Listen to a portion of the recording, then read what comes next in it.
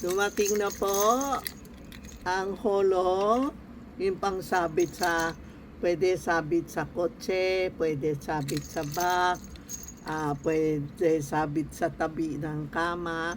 Ito ang holo na for health, prosperity, money, at protection. Tapos sinalo natin po mga horse.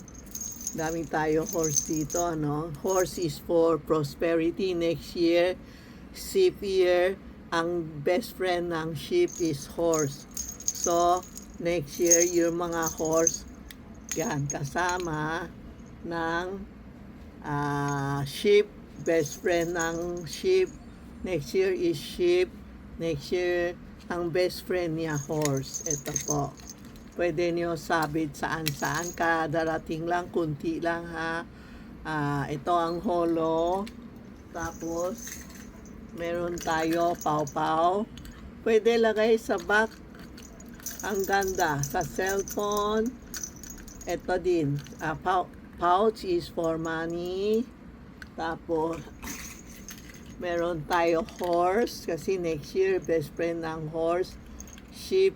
Best friend ng sheep is horse, no? Tapos meron tayo God of Wealth, dumating na. God of Wealth, yan, God of Wealth, dumating na. Tapos meron tayo promotion, Mopit. Mopit is for promotion, board exam, or magbebenta ka yung mga call center, yung magbebenta, ahente, anong kailangan, promotion, dala-dala nyo sa back nyo with ilan ba horse yan? Ang dami, 1, 2, 3, 4, 5, 6 na horse yan.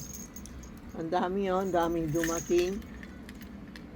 May mopit, may horse, may God of Wealth. Natutuwa ako sa mga alaga ko. Ito yun. Ano ba ito? Pouch para pera. And ito po ang holo. Lalagay natin sa back natin for protection. Ito hang next year pa umpisa. Pero ngayon, dumating na po ang dumating na po ang mga items natin. Mag-aware na kayo, lalagay nyo sa back nyo. Napaka-powerful. Ngayon lang dumating. Ito po, ha. Mag-aware kayo kay Inday or kay Rena na yun, horse na may